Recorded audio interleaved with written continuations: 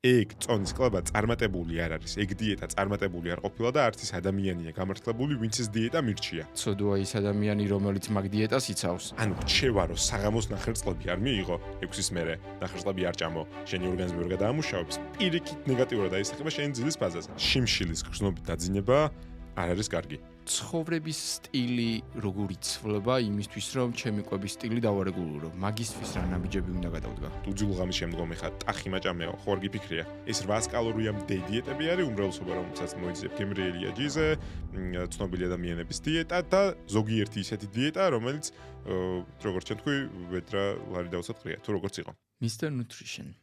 როცა მინდა რომ სასურველ ფორმაში ვიყო წონის მხრივ, უფრო მეტად რა არის ჩემი გამოწვევა? არ ვიცი რა ვჭამო? თუ ვიცი, მაგრამ ქცევების პრობლემა მაქვს. პრობლემა არის ორივე. აუნ გააჩნია ადამიანს. პრობლემა არ ვიცი რა ვჭამო და მაგას დიდი პრობლემაა ის რაღაცები, რაც გამიგია სოციალურ მედიაში, ისავრჭამო, ჯერ კითხვის ნიშანი მიჩნდება მართლა ეგრეა და მერე მიჩნდება კითხვის ნიშანი, მაშინ რა გავჭამო? რაღა დამრჩა და საბოლოო ჯამში მივდივარ წერტილამდე, რომ ჩემი პრობლემა არ ცოდნა კი არა, ბევრი რამის ცოდნაა. ბევრი არასაჭირო რამის ცოდნა, რომელიც ჩემ ყურში შემოდის და რატომღაც ჩემთან რჩება. ამიტომ რეალურად რა ვჭამო და რა ვჭამოზე პირველი ნაბიჯი არის გადავაგდო ყველაფერი, რაც არ მჭირდება ინფორმაციულ ნაწილში, შეზღუდვების ნაწილში და მერე დავსვა კითხვა, რასაც ვჭამ. მაგას ოპტიმიზირება როგორ გავუკეთო ჩემი მიზნებისკენ. ანუ რისი ჭამა დავიწყო, რის ჭამას დავანებო თავი კი არა, რაც ეხლა ჩემი კვების რაციონი. რაც მიყვარს, ვიცი რომ ხელი მიმიწვდება, ვიცი რომ ყოველთვის მოვამზადებ და დროში ობიექტურად ჩაეტევა.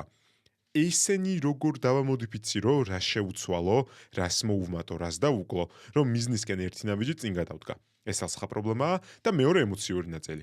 ვიცი რა უნდა გავაკეთო, მაგრამ ვერ ვაკეთებ. ეს გვესმის ძალიან ხშირად და აქედან მივდივართ მერე ნებისყოფამდე. და ეს ნებისყოფა არის ტერმინი, რომელიც ნიშნავს ჩემს განცდაში რაღაცა მინდა და ვერ ვაკეთებ. ოღონდ ეს ვერ ვაკეთებ არის როგორც წესი შეზღუდვას ვერ ვუძლებ. ეს როგორც წესი არის პრობლემა ორშაბათიდან დაწყებული დიეტების, ახალი წლის შემდგომ დაწყებული დიეტების 2026-ში ჩემ თავს დავუთქვიდა მაგ დიეტების.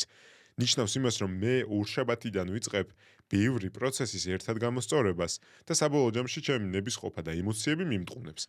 მოიცა, სანამ იქამდე გადავალთ, როცა მე ნებისყოფა მიმტყუნებს, მაგ დროს რა ვქნა? საერთოდ როგორ აღმოჩნი იმ წერტილში, რომ მე ნებისყოფის გამყალობა მიწევს? ამ რაღაცა შეზღუდვების დაწესება მიწევს. მანდამდე როგორ მივდივარ? ხო, მანდ არის ორი წერტილი. ერთი წერტილი არის წინარე დიეტების გამოცდილება და ერთიანად გუშინ წინ შედეგი მინდას კონცეფცია. ყველაფერი ან არაფერი. ან ვჭამ ჯანსაღად, ან თუ ერთი გადახოვა გავაკეთე, მთლიანი ტორტი შემიძლია მივირთვა. ეს არის ის წერტილი, სადაც მოვდივარ ჩემი გამოცდილებით არაადეკვატურ დიეტებთან კომუნიკაციაში. სადაც ნახე, რომ რაღაცამ გაამართლა და იგივეს გაკეთებას ვაპირებ. უბრალოდ ახლა გაამართლა რას ნიშნავს? ანუ რა შემთხვევაში შეგვიძლია ჩავთვალოთ წონის კლების პროცესი წარმატებულად. შემიძლია ჩავთვალოთ თუ მე წონა დავიკელი და შევინარჩუნო დაკლებული წონა 5 წელი. ეს არის გამართლება. ანუ ნაბიჯები, რომლებიც გადავდგი, იყო ადეკვატური, რამაც მიმიყვანა შედეგთან და ასევე იყო ისეთი ადეკვატური, რამაც დამტოვა შედეგში. ანუ მე თუ ვიყიდე დიეტა, დავიკელი 3 თვის 10 კილოგრამი და 6 თვეში მოვიმატე, ეგ წონის კლება წარმატებული არ არის. ეგ დიეტა წარმატებული არ ყოფილა და არც ის ადამიანია გამართლებული, ვინც ეს დიეტა მირჩია. შესაბამისად, წარუმატებელი დიეტების გამოცდილება არის ემოციური პრობლემა და ფიზიოლოგიური პრობლემა. მოვიდავწყოთ ემოციური სჭრილში. რატო არის პრობლემა წარუმატებელი დიეტების გამოცდილება? მე ხო უპირატესობა მაქვს, გიორგი. მე ვიცი რომ წონის კლება შემიძლია. რა მოხდა მე რომ დღეს 100 ვარ, ვიცი რომ შემიძლია ზეგ 92 ვიყო. ეს უპირატესობაა. ანუ მე მჯერა რომ წონის კლება შემიძლია, მაგრამ დარწმუნებით ვიცი რომ ისე დაკლებული წონის შენარჩუნება არ შემიძლია. სანაცვლოდ ყავს წარმოიდგინე ადამიანი, რომელსაც წონის კლება არასდროს უცდი, ანუ წინარე გამოცდილება არ აქვს. ამ ადამიანებს თავარი პრობლემაა ვერაფრით დაუძარი ეს რიცხვი სასწორიდან. ვერ ძევით, ვერც ქვევით. ანუ ორივე ადამიანს თავისი უპირატესობა აქვს და გამოწვევები აქვს. პირველ ადამიანსაც არაადეკვატური დიეტების გამოცდილება ქონია, აქვს უპირატესობა რომ იცის რომ შეუძლია წონის კლება. უბრალოდ შენარჩუნების ნაწილზე არ არის დარწმუნებული და მეორე ადამიანი, რომელსაც არასდროს უცდია წონის კლება, გამოწვევა აქვს რომ ამ რიცხვს ხედავ ამდენი ხანია დავიღალე. მინდა მტკიცება რომ სასწორზე რიცხვი შემილია ქვევით ან ზევით, მე როგორც მომინდება ისე წავიყვანო. ანუ არაადეკვატური დიეტების გამოცდილება მენტალურ ნაწილში და ემოციურ ნაწილში მიქმნის დაბრკოლებას, ამას ჩვენ ვძახით თვით ეფექტურობას. თავდაჯერებულობა ნიშნავს მე ვიცი რომ მიზნის მიღწევა შემიძლია. აი თვითეფექტურობა, რასაც კოუჩინგში ვასწავლით, ნიშნავს რომ მე მჯერა რომ შევძლებ ისეთი ნაბიჯების გადადგმას, რომელიც კონკრეტულ შედეგს მომცემს. თვითეფექტურობის გაძლიერება კომუნიკაციაში არის ადამიანის, ვინც მიუყვება სხვა ადამიანს გზაზე, მისი პასუხისმგებლობა და ვალდებულება. იმიტომ რომ ეს ნეგატიური ემოციები, რომლებიც თავში გროვდება, ასევე აისახება ფიზიოლოგიაზე. ეხლა ძალიან საინტერესო ნაწილი.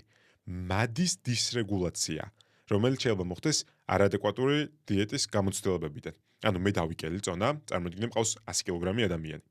დავიკელი წონა 10 კილოგრამი 3 კვირაში სუხშვილების დიეტით, ან 200 ლარიანი ნაყიდი დიეტით. აქედან 6 თვე გავიდა, კარგ შემთხვევაში და დაუბრუნდი 100 კილოგრამს. შეიძლება ჩავთვალო, რომ წარუმატებელი იყო, კარგი, იგივე წერტილიდან დავიწყე ბრძოლა, საიდანაც ვიწყებდი. მაგრამ არ არის ეგრე. ფიზიოლოგიურად მთავარი მიზეზი, რის გამოც ადამიანების 85% დაკლებულ წონას ვერ ინარჩუნებს, არის მადა და ნებისყოფის არ ქონა. ოღონდ მადის ჭრილში, მადა არის ჰაერში ასული.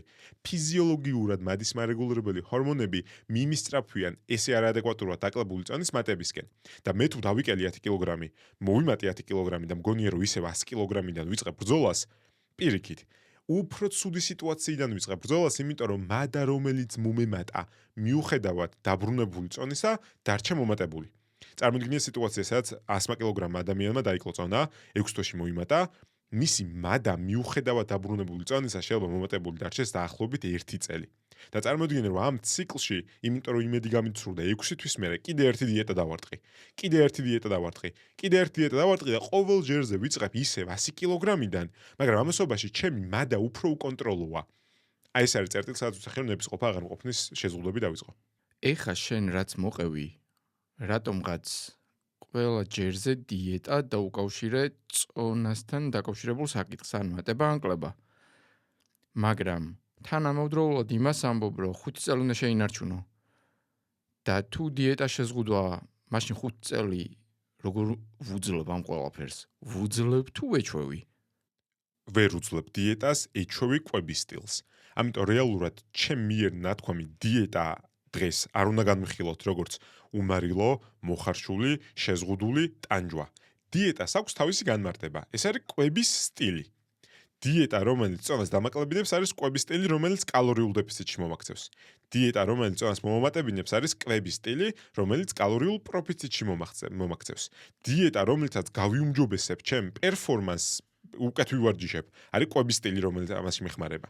ანუ დიეტის ცნება, რომ დიეტა უდრის წონის კლებას და ჯანსაღი კვება უდრის წონის კლებას და თუ ჯანსაღია წონას დამაკლებინებს, ან თუ არ მაკლებინებს, ესე იგი ჯანსაღი არ ყოფილა, ამას უნდა მოვშორდეთ. ანუ რეალურად შენ კითხვაზე პასუხია, დიეტას ვერ ვუძლებ და კვების სტილს ვეჩვევი. ეხა კვების სტილი შემიძლია რომ დავირეგულირო, მაგრამ კვების სტილის დასარეგულირებლად რა ქცევითი და ცხოვრების სტილი როგორ იცვლება იმისთვის, რომ ჩემი კვების სტილი დავარეგულირო. მაგისთვის რა ნაბიჯები უნდა გადავდგა? ხო, საიდან ვიწყებ? ცხოვრების სტილში 3 მთავარი მოთამაშე მყავს. ერთი არის ჩემი ყოველდღიურობა, მე რა ქცევას და ნაბიჯებსაც ვდგამ. მეორე არის ჩემი ემოციური ნაწილი, როგორც მომყვება დღის განმავლობაში და მესამე ნაწილი არის გარემო. გაიკვირდება და ამ სამისგან ყველაზე ძლიერი ფაქტორი, რომელიც შეიძლება შევცვალო და ის აისახებოდეს ჩემს კვების სტილზე, არის გარემო. თუმცა ყველაზე რთულად შესაძლებელი. ანუ მე რო ჩამოვდო ამერიკაში დიდი ალბათობით შემთხვევით მეტი ჯანკ ფუდის მიღებას დავიწყებ, მე რო ჩამაგდო ხმელთაშუა ზღვისპირეთში მეტი ზღვის პროდუქტის მიღებას დავიწყებ.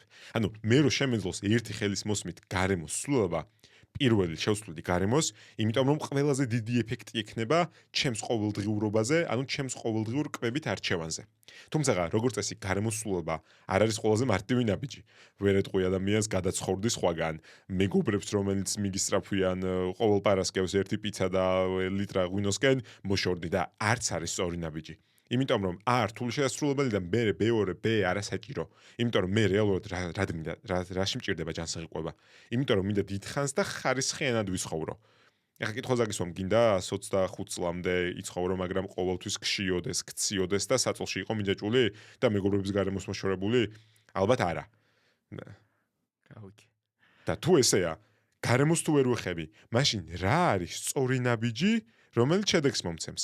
ამას ვუძახით ინგლისურად გვია low hanging fruit, ანუ დაბლატაკიდებული ხილი, რომელსაც ხელის გასაწვდენ ადგილზეა ჩამოვწყვეთ და ყველაზე გემრიელი იქნება, ანუ ყველაზე მეტ შედეგს მომცემს. ეს ყველაზე მარტივი ნაბიჯი, რომელიც ყველაზე მეტ შედეგს მომცემს, ადამიანის შემთხვევაში ინდივიდუალურია. როგორც ნუტრიენტულ ჭრილშია ინდივიდუალური, ანუ ცილას ვამატებ, ბოჭკოს ვამატებ, ცხიმებს ვამატებ, ჯანსაღს თუ რას ვაკეთებ, ინდივიდუალურია, გააჩნია რისი დეფიციტი აქვს. და ამასობაში ინდივიდუალურია მიზნიდან გამომდინარე. ოიცა, ინდივიდუალურია გააჩნია რისი დეფიციტი აქვს. ეგ ხა ძალიან სხვა საკითხისკენ წაგვიყვანს, მაგრამ დავაზუსტებ. რისი დეფიციტი აქვს თუ ნუტრიენტულად მიკრონუტრიენტების დონეზე ვსაუბრობთ, რა ვიტამინი მაკლია ან მსგავსი საკითხები. მაშინ მე რო ვიღაც ტიპი დიეტას მიწერს. მანამდე ანალიზები უნდა ჩამატარებინოს და მაგის მიხედვით უნდა განსაზღვროს, რითი შემოხსებს? ნუტრიენტების დეფიციტი მე რაც ვიგულისხმე იყო მაკროების დეფიციტი. ანუ ცილა ცხიმით უნახირწყალი, რომელიც თუ ჭკვიანია მეორე მხარეს ყოფი ადამიანი და სამედიცინო განათლება არ აქვს, დააკვირდება რა ნუტრიენტებს ვიღებ და რისი დეფიციტი უნდა მქონდეს საერთაშორისო გაიდლაინებით და კალკულაციებით კალორიებიდან რამდენი ცილა ცხიმი ნახირწყალი უნდა მოდიოდეს. მივხვდი, ანუ დააკვირდება რამდენი ცილას ვიღებ, მე დააკვირდება რამდენი მჭირდება და მეტყვის. შენ მეგობარო, რომ ამდენს იღებ, ამდენი გჭირდება. ეს გვაქვს შესავსები. ბოჭკოს ამდენს იღებ, ამდენი გჭირდება, ეს გვაქვს შესავსები. აქ სამედიცინო დიპლომი არ გჭირდება. ვიტამინების დეფიციტის ნაწილში, იმიტომ რომ ვიტამინების დეფიციტს შეგრძნებით ესე პირდაპირ ვერ დავადგენ, ანუ მე თუ ლეთარგია მაქვს, ანუ დაღლილი ვარ, სულ უენერგიოდ ვარ, ლიბიდო არ მაქვს, სულ ძინავს, კოშმარები მესიზმრება, რომელი დეფიციტის ბრალია? D ვიტამინი მაკლია შეიძლება, მაგნიუმი მაკლია შეიძლება, რკინა მაკლია შეიძლება კომბინაციაში. ანუ შეგრძნების დონეზე ვიტამინების დეფიციტი ვერ განისაზღვრება და შენ თუ რამეს გრძნობ ვიტამინების დეფიციტის გამო, იცოდე რომ კაი ღრმა დეფიციტში ხარ უკვე. ამიტომ ვიზიტი ექიმთან, ანალიზები. რამდენად აუცილებელია ანალიზის ჩატარება კვების სტილის შეცვლამდე? პირველი, თუ კვების სტილი არადეკვატურია, მაშინ საჭირო ანალიზები, მაგრამ საერთოდ რატო ვირჩევ ეგეთ კვების სტილს, რომელიც რისკს მიქმნის დეფიციტის. თუ კვების სტილი არის პირიქით ადეკვატური, რომელიც შევსებით იწყება, ანალიზების საჭიროება არის ინტერვიუდან გამომდინარე. რა გაწუხებდა, აქამდე რა ისტორია ქონდა დეფიციტებს? მოიცა, ეხლა შენ ამბობ, რომ ესე იგი კვების სტილს, რომელსაც ვირჩევ, იმიტომ რომ მაგალითად წონაში მინდა დაკლება და ეს კვების სტილი, რომელიც ჩემი მიკრონუტრიენტების შევსებას რისკის ქვეშ შეიძლება აყენებდეს, არის დიეტა, რომელსაც ლარი და ოცად ვყიდულობ ვედრას ინსტაგრამზე ვიღაცა ცურუსგან. იმისგან რო ვიყიდი, ანუ შენ ამბობ, რომ იმ ტიპმა კიდე უფრო მეტად უნდა გამოარკვიოს რიცი დეფიციტი მაქვს. გავიგე ის ნაწილი, რომ 800 კალორიან დიეტას ვინც ნიშნავს, ის არაადეკვატურია და ეგ არასწორია.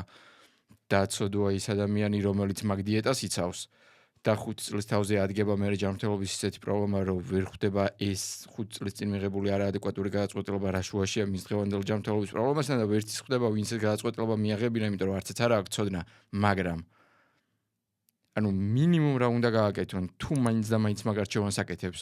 ანუ რაღაცა კრიტერიუმით უნდა გამოარკვიოს, ეგ ვიტამინების დეფიციტი რა არის, ეგ უნდა ნახონ, რომ თუ რამე უნდა დავაკლო, ბარემ ვიცოდე რას ვაკლებ მაინც, რომ რაღაცა კრიტიკულ ზღვარს არ ჩამოვაცილო?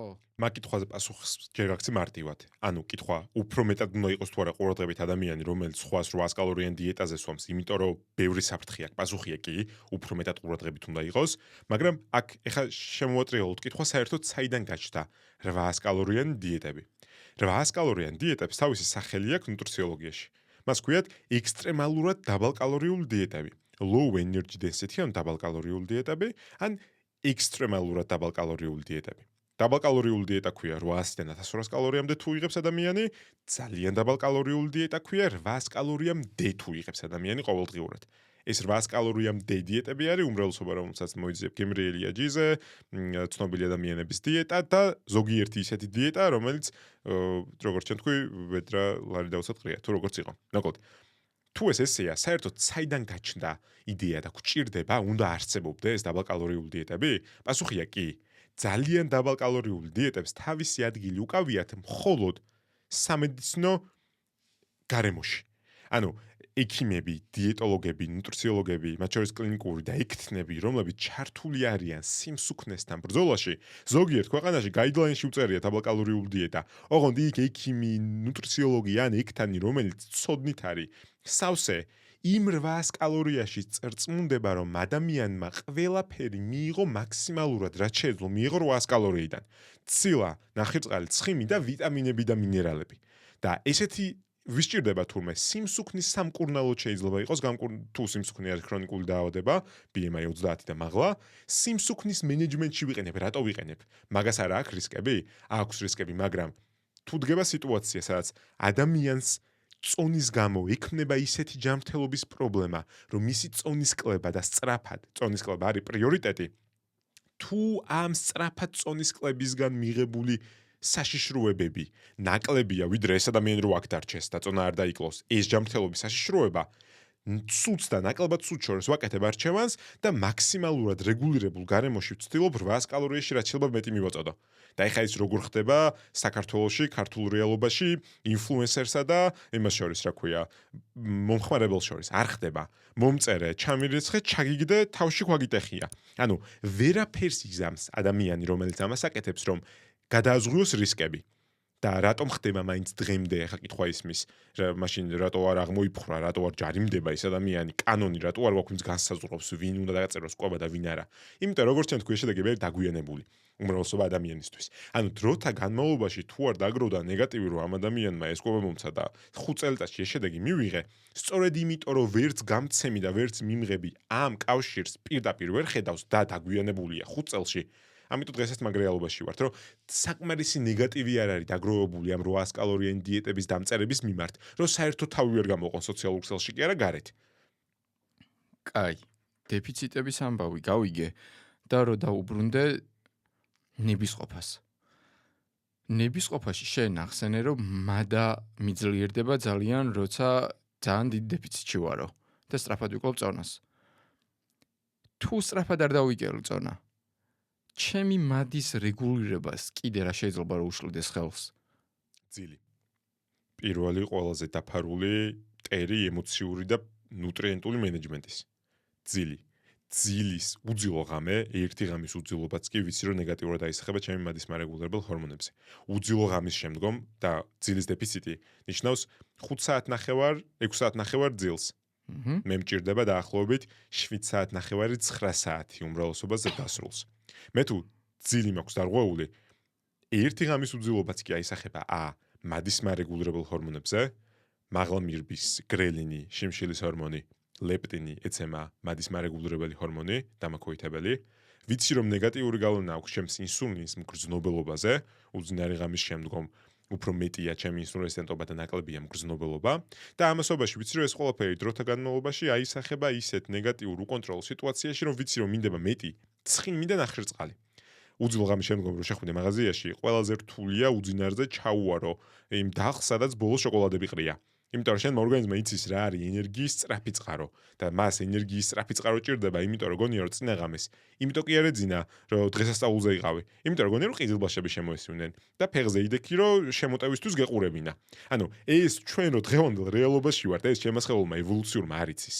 სტრესის მეტი ფაქტორი, მათ შორის უძილობა, არის გაიქეცი და იბრძოლე. და როცა ვბრძოლობ, ჭირდება საჭმელი, თუ არ მაქვს საჭმელი, გავდივარ კონსერვაციის რეჟიმში, ანუ წარმოიდგინე ბატარეია გადამყავს დამზოგულ რეჟიმზე. და ჩემი მადაც ამ ყველაფერს მიყვება, ანუ არა მარტო მადა მძლიერდება, არამედ უფრო მეტად მაქვს მადა ცხიმიანი და ნახშირწყლოვანი საკვების მიმართ. უძილო ღამის შემდგომ ეხა ტახი მაჭამეო, ხო არ გიფიქრია? სად არის შოკოლადი, სად არის, ანუ ხაში, ეხა სხვა შემთხვევა ალკოჰოლის შემთხვევაში, მაგრამ სად არის შოკოლადი, სად არის ცხიმი? საიდან მივიღო ენერგია სწრაფად? გავიგე.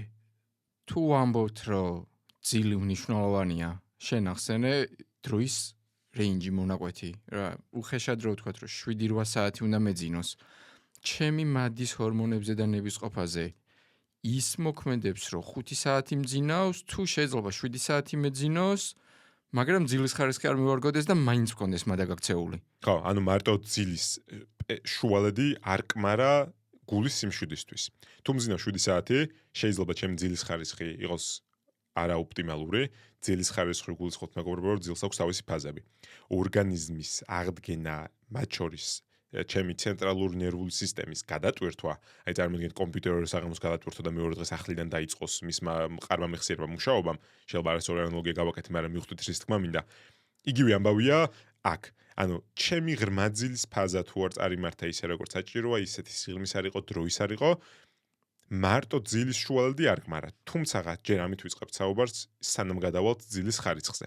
იმიტომ რომ ჯერ დავრწმუნდე, როგორ ვაბალანსებ ძილის პერიოდს და მერე დავრწმუნდე, რომ ხარისხიანი მაქვს ძილი. ეხლა ამაში როგორ ვწმუნდები? ამაში ვწმუნდები ძილის ჰიგიენით. ესეთი ნაბიჯები მაქვს, რომელსაც sleep hygiene, ძილის ჰიგიენას ვეძახი. დაძინებამდე 3 საათით ადრე დამთავრებული მქონდეს ჩემი ძირითადი კვება.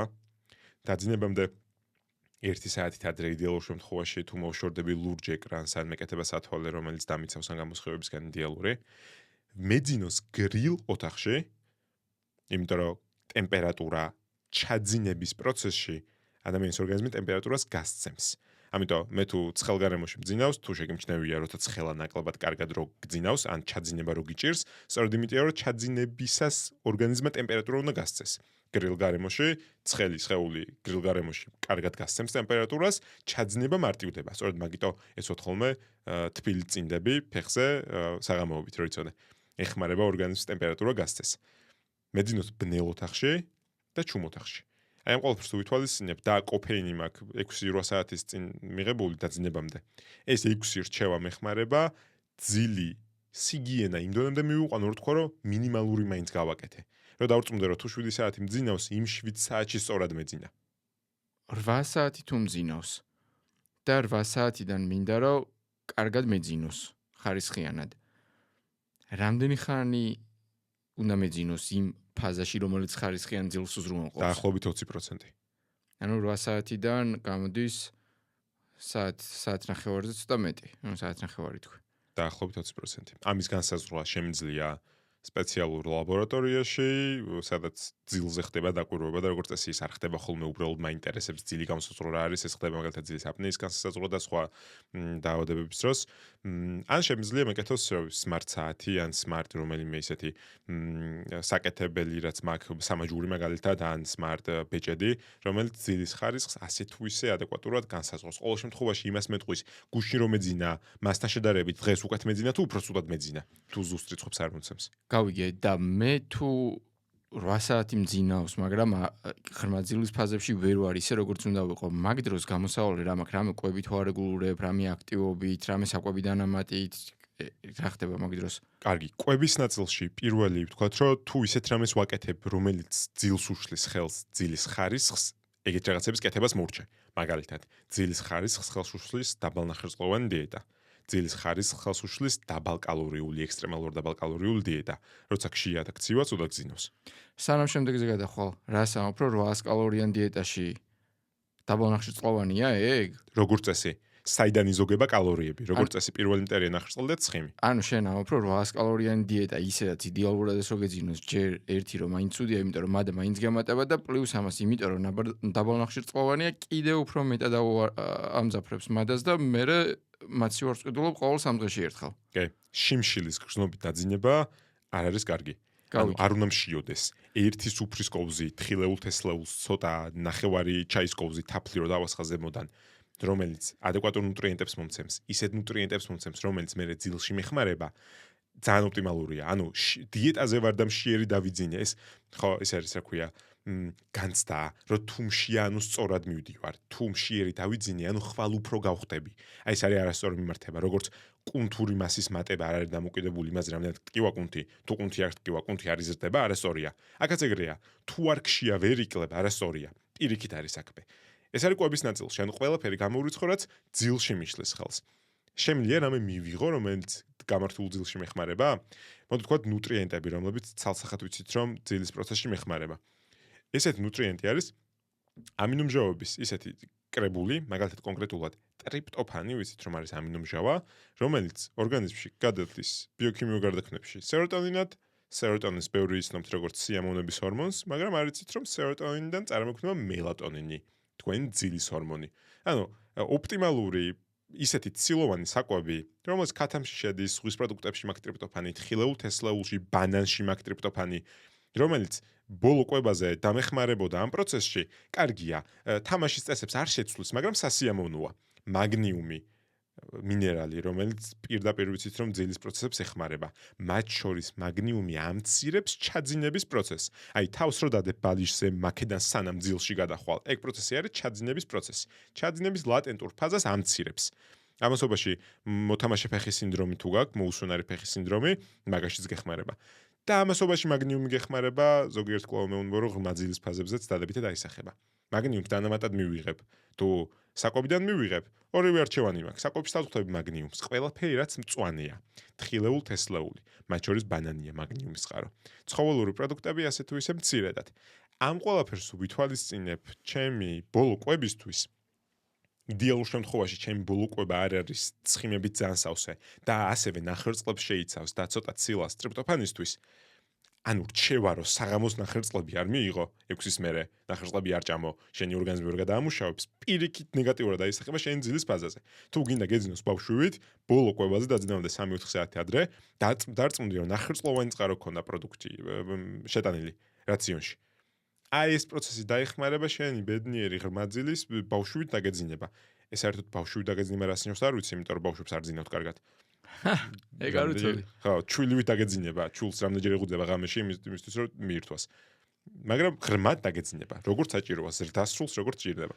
ეხა რაღაცა პატარა კონტექსტი რო გავაანალიზო, რაც შენ თქვი. მოკლედ, შენ თქვი, რომ ადამიანს, რომელსაც წონის პრობლემა შეიძლება ქონდეს, იმ ადამიანს გადაწყვეტილება უნდა გუშინ წინ და მაგის გამო მიდის და ყიდულობს არაადეკვატურ დიეტას, რომელიც მის ჯანმრთელობას როგორ აზიანებს, საერთოდ ვერ ხვდება.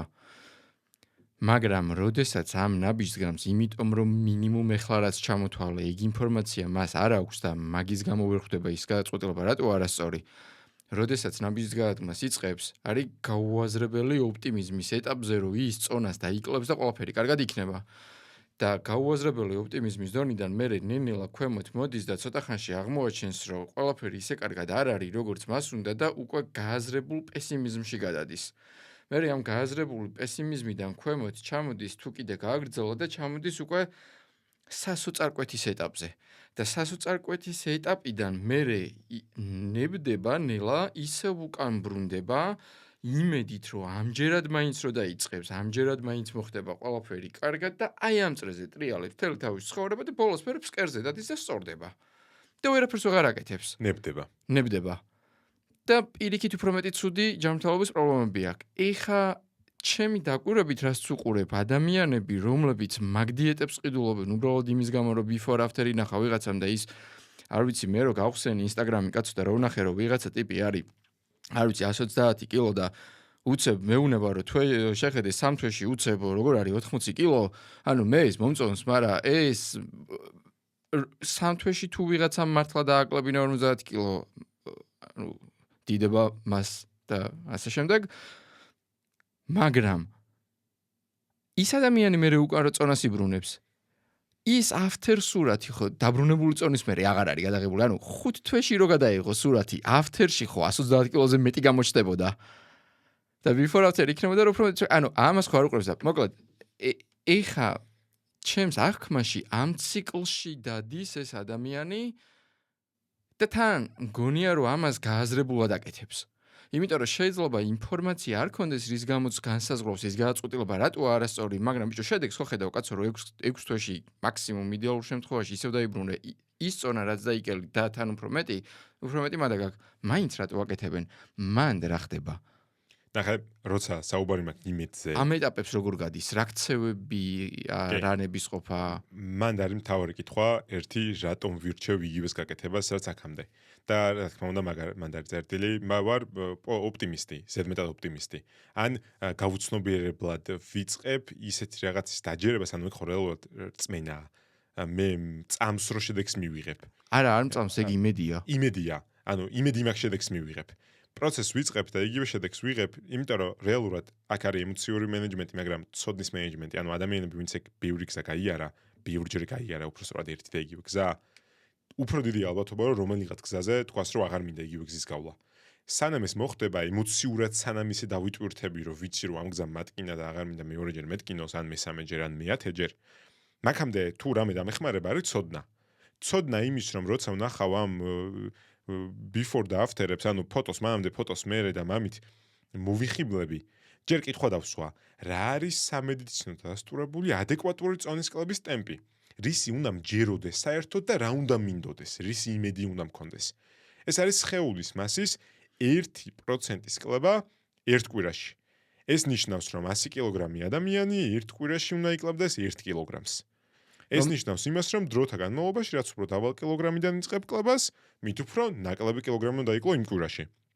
რომელიც მათემატიკაა და უწესი არ მიდის როგორც გვინდა, ვიცით რომ თუ ეხლა ვიწყებთ წონის კლებას სითხე გამოიდეუნება და პირველი ორი კვირა უფრო მეტია ხოლმე, მაგრამ რომ გაასაშვალოო, მე თუ ვარ ადამიანი რომელიც ვარ 120 კილოგრამი და მჭირდება 30 კილოგრამის კლება, 1%-ით როდის ჩამოვალ ამ წონამდე, მაგდენ კვირიანი პროცესზე უნდა მქონდეს გათვლა. და თუ ხედავ 130 კილოგრამ ადამიანს, რომელიც 90 კილოგრამი გახდა ერთ თვეში, ამ გარა გამოდის დაიკლო 40 კილოგრამი და გამოდის რომ 30% დაიკლო თავის სხეულის წონის ერთ თვეში?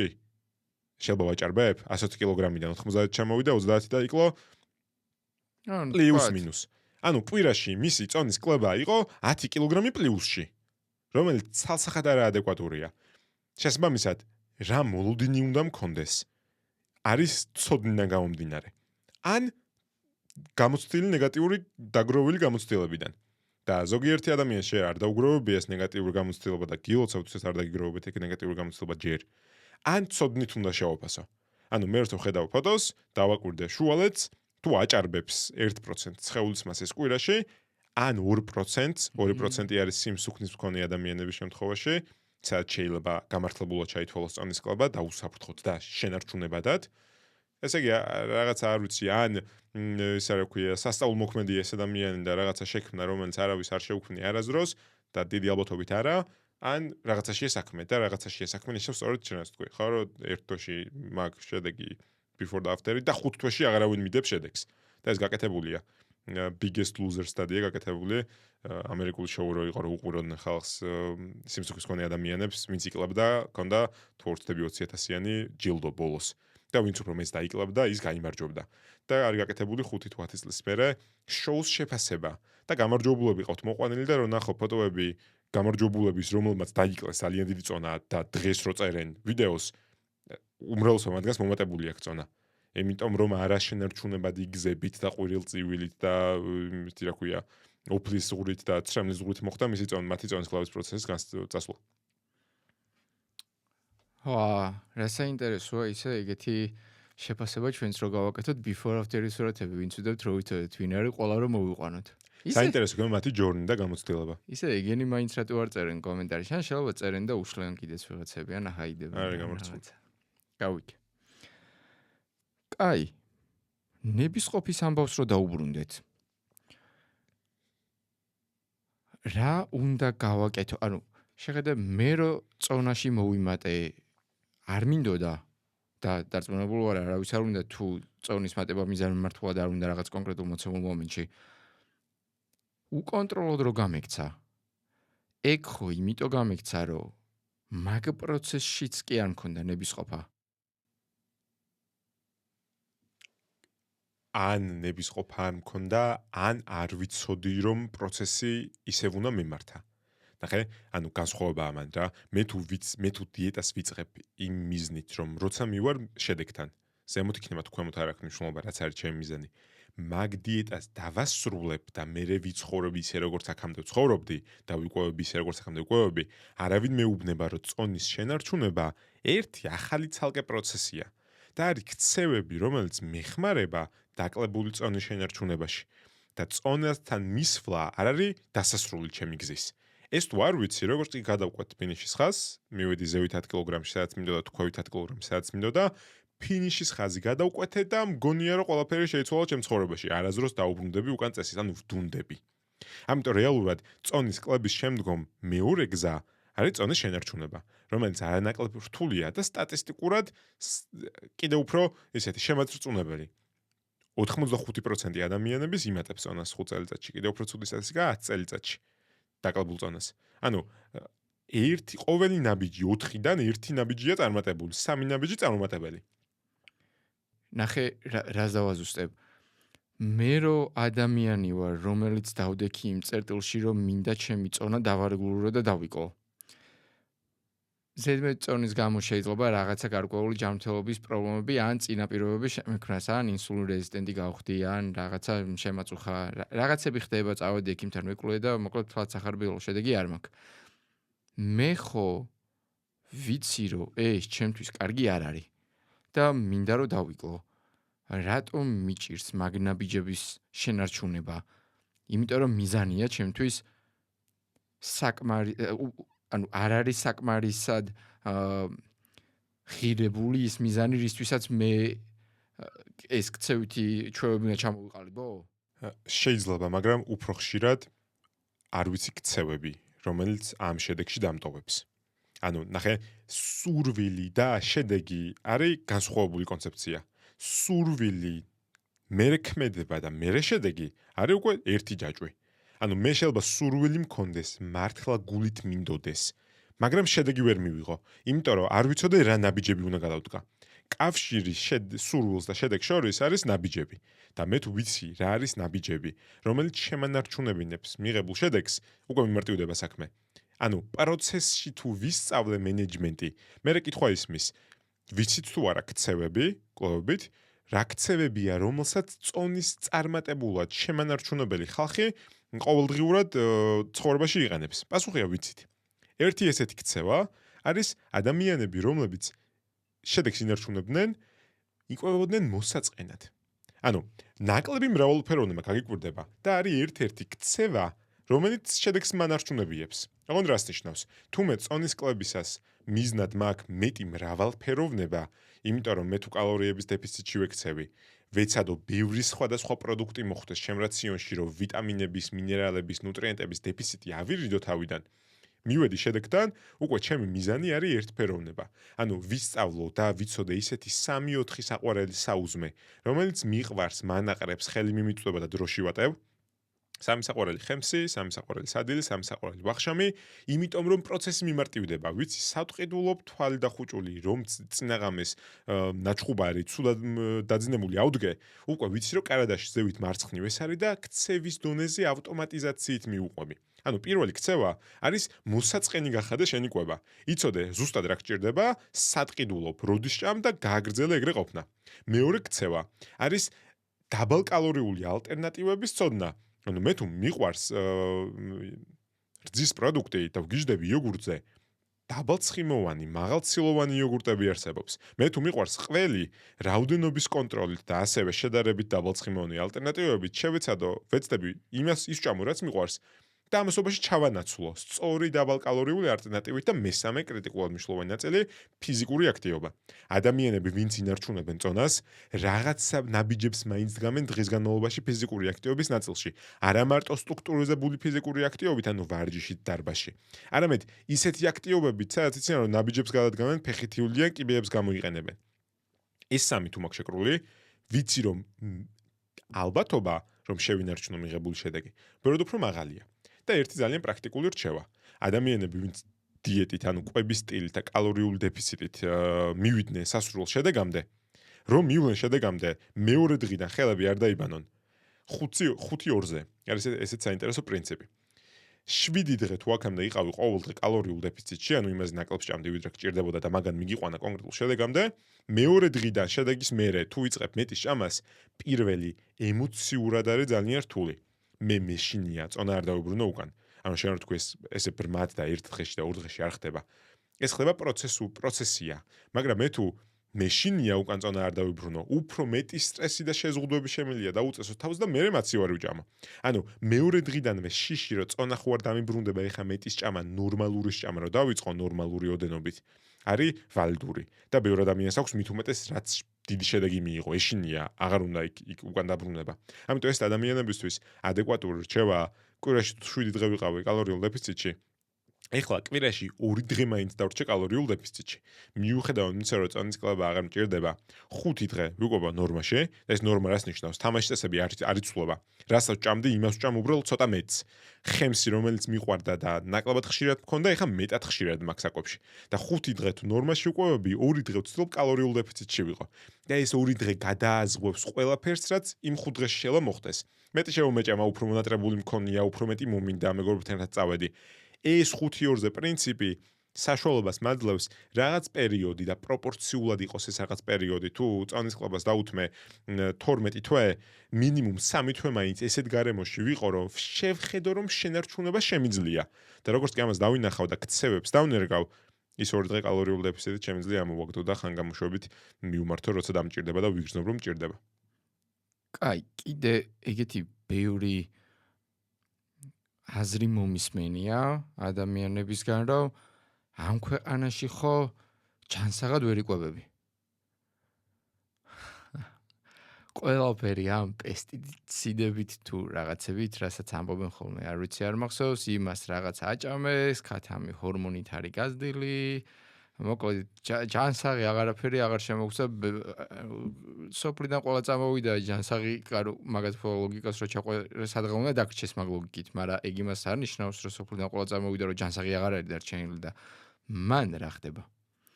ჯანსაღი რა შუაშია ჩემს ჯანსაღყვებასთან? რას ეძახის ეს ხალხი ჯანსაღს? ხო, ეს არის ის ცხელი თემები, რომელიც ტრიალებს ნუტრიოლოგიის გარშემო. პესტიციდები, გენმოდიფიცირება, ორგანული საკვები, რომელზეც პასუხები გვაქვს, უბრალოდ რთული პასუხები გვაქვს.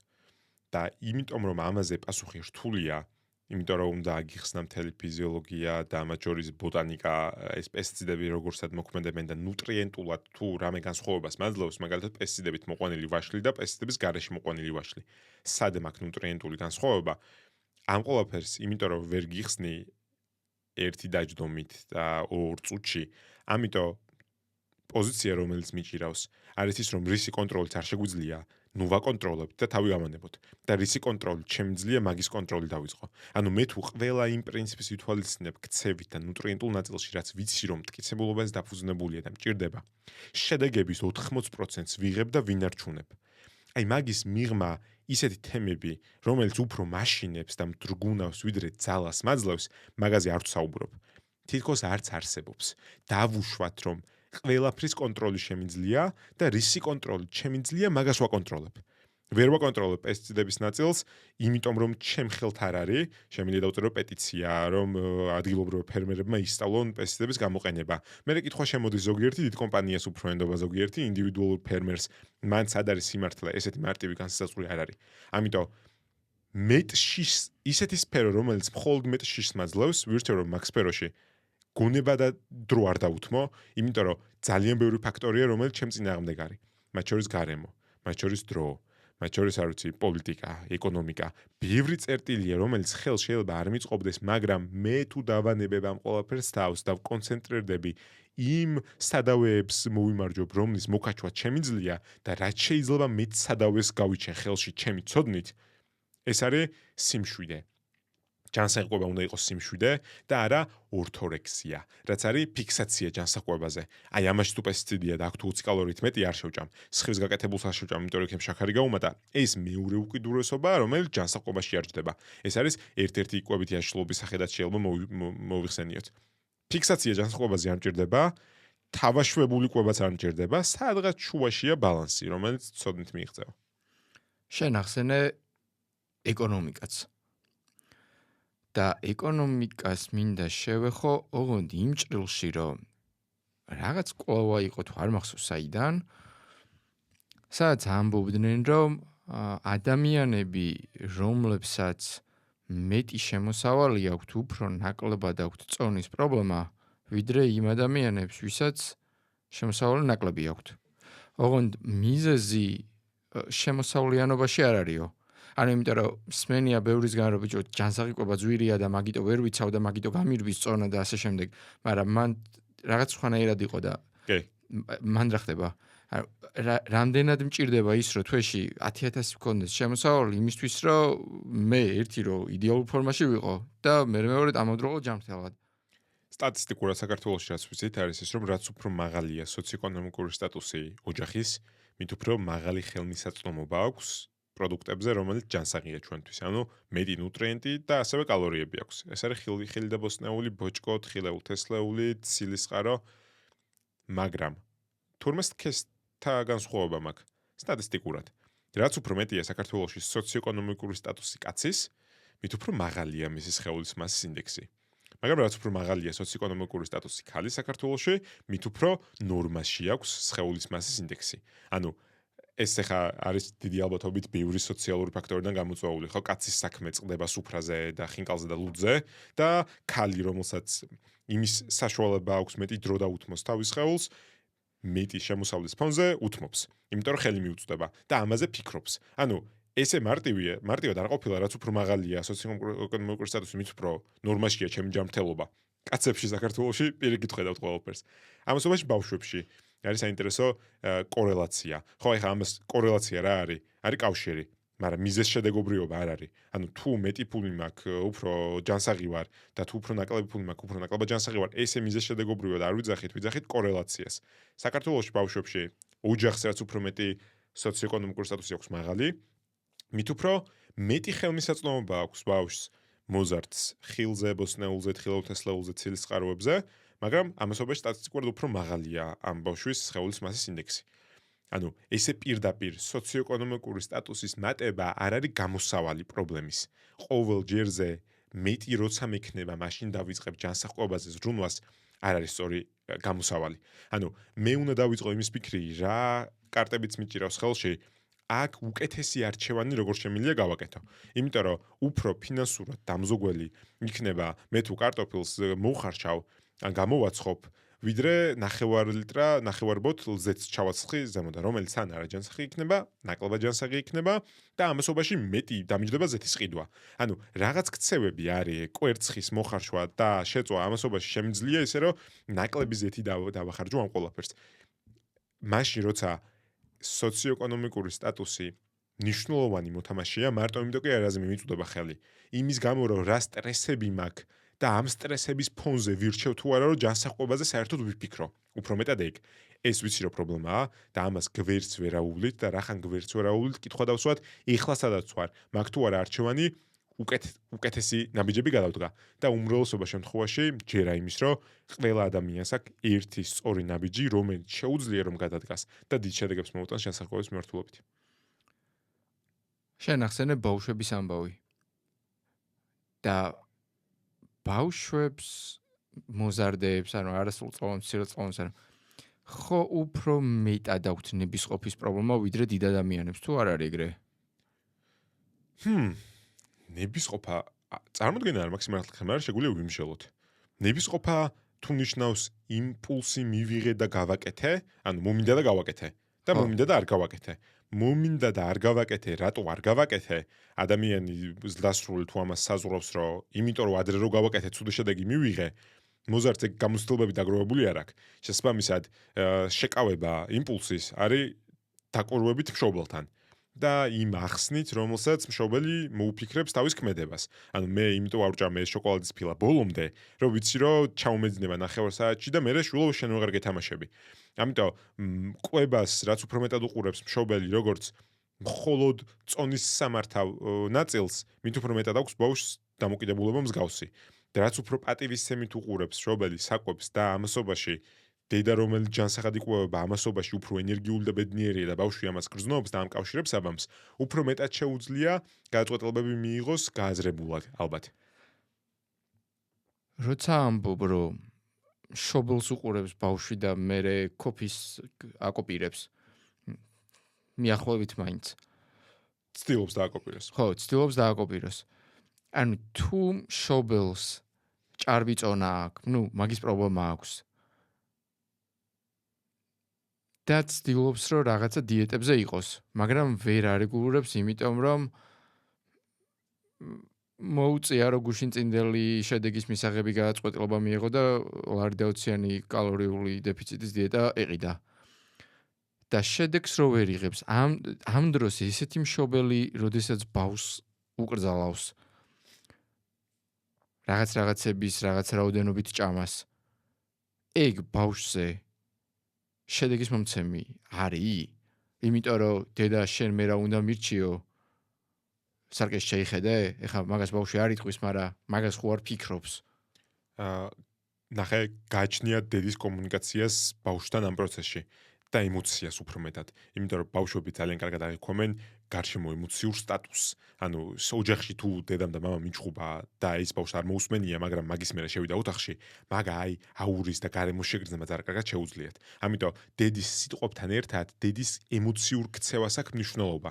და თუ დედა შვილს უხსნის, რატომ უნდა მიირთვას ერთი ჩურჩხელა და არა სამი ცალი ერთად და ამას მასთან ერთად აკეთებს, ანუ მასთან ერთად მიირთმევს ამ ჩურჩხელას, ან შოკოლადს. და ეუბნება რომ აი აქ თუ გავჩერდებით, ეხა იცოდე რომ ჩვენ მივიღეთ ენერგია, მაგრამ ისეთი ენერგია ისე არ გადავაჭარბეთ, რომ მე ცუდად ვიგრძნოთ თავი. და ამ ყველაფერს დედაც თვითონ აკეთებს, იმიტომ რომ ბავშვი, ნახე, ბავშვისთვის წონის კლება აღსანიშნავი ფაქტორი არ არის. ანუ დედამ წონა დაიკლო და ვაუ რა მაგარია გავიმარჯვეთ. ეგ არის დედის ქცევა. რომ დედისთვის თუ გამარჯვება წონის კლება, ამ კავშირს ცოტახანში ბავშვიც ნახავს. მით უმეტეს თუ გარდაიხეს ასაკი მოუწია, მით უმეტეს თუ გოგოა და ნახავთ თავისი სხეულის ფორმების ცვლილება ასაკობრივად როგორც ბუნებრივია. მაგრამ თუ დედა თავის გამარჯვებად აღნიშნავს მეტ ენერგიულობას, რომ კარგად ეძინა და ბოსნეული მიირთვა ხაჭაპურთან ერთად, რომელიც ოჯახს გაუკეთა, ეს ქცევა ილინკება ისეთ და კავშირდება ისეთ დადებით ემოციებთან, რომელიც ბავშვს უნდა რომ განმეორებადი იყოს მის ოჯახში. ამიტომ საბოტაჟს კი აღარ ცდილობს საკვებით და მოთხოვნას მეტი ტკბილეულის, არამედ ცდილობს ხელის შეწყობას და თვითონ იწყებს ამ ყველაფრის გამეორებას. იმიტომ რომ ყველაზე წარმატებული შემთხვევები, რაც ჩვენ აკადემიაში გვაქვს, არის სად იწყება ოჯახის სრულება. იქ იწყება, სადაც მე კოუჩინგის პრაქტიკები ვისწავლე და ჩემი ქცევით და სწორი კომუნიკაციით შედეგი მივიღე მე და ამ ყველაფერში ამყვნენ ბავშვები. და იდეალური წერტილია, როცა ეს ყველაფერი ფიზიკურ აქტივობასთან და გართობასთან ილინკება. ხო, მაგალითად ამასთანავე თუ ვიყავით აკადემია ზუმბაზე და იყვნენ ბავშვები, სადაც თქვეს რომ აი, თურმე სახალისოა ფიზიკური აქტივობა დედამ რომ გუშინ ბოსტნეული დააყოლა ხაჭაპურს, მაგის შედეგია ესეთი აქტიურობა და კარგად კომუნიკაციაში რომ შემოდის შემთან. და თუ ნახა რომ მარათონზე ვართ პროცესში და დედაჩემი რა კარგად დარბის, მე მეგონა რომ არ ვიცი, არ იყვნენ დედები მაგისთვის გაჩენილი რომ გაერთონ და მარათონზე ირბინონ. აი უკვე თლიანად იცვლება კომუნიკაცია, ჯანსაღი წონის კლობა კი აღარ არის, ჯანსაღი არის ლაიფსტაილი, ცხოვრების სტილია, რომელიც მინდა მე და შემიძლია ვიამაყო ჩემ გარემოში და მეგობრებში, შემიძლია წინა პოზიცია დავიჭირო, როგორც მე ადამიანი და ბავშვი, რომელიც ჯანსაღად უყვევები და მე ფიზიკურ აქტივობებს ვაკეთებ. საინტერესოა. ისე ბავშვთა ნუტრიციოლოგიის მიმართულებით რა ხდება? ჰეი, ხო? ჯერჯერობით. გავიგე. არის რამე ისეთი ფაქტორი, ხარაზეც ვისაუბრეთ, რისი თქმაც გინდოდა, რომელიც შეავსებს საბოლოოდ ამ ინფორმაციას და რაღაც კმედითი ნაბიჯი იქნება ვინმესთვის, რომელიც გამოხრჩა. ხო, საბოლოო ჯამში ალბათ ამ პოდკასტის შეჯამება არის ნაბიჯამდე დავფიქრდე, იგივე ნაბიჯს ხომ არ ვდგამ, რომელმაც წინა შემთხვევაში არ გაამართლა და არ გაამართლა ნიშნავს წონა დამაკლებინა და შემანარჩუნებინა 5 წელი. და თუ ეს ესეთი ნაბიჯია, ჩავრთო უკვე ცოდნის ნაწილი, რომელიც უკვე დღეს მიიღეთ და მოისმინეთ, რომ სხეულის მასის 1%-ის კლების ჭრილში შევხედო მიმზიდველ რეკლამებს სოციალურ ქსელში და გააზრებული არჩევანი გავაკეთო. სიტუაცია, რომელიც მეხმარება, რომ გააზრებული არჩევანი გავაკეთო, ამ ადამიანებზე გავაკეთო სწორება და კომუნიკაცია დროს მაგათ მივენდო და იგივე ხათაბალა, რომელმაც 1 წელს წინ მატკინა, დიდი ალბათობით ეხლა საოცრად მატკინს. ამიტომ კომუნიკაციის სწორი პრინციპით, ცოტა ცოდნით და აქცევითი ადაპტაციით მიიღება მხოლოდ შედეგი და ბავშვებს არ აკრძალოთ არაფერი და არ ეჭხუბოთ. რატო? აკრძალები მიმყვანს შედეგამდე, სადაც ბავშვი გადავა გარემოში, რომელიც არ არის კონტროლირებადი და იმ უკონტროლო გარემოში, სადაც მე ვერ ხედავ, დაიწყებს ყველაფრის დარღვევას. გავიგე. კარგი იყო.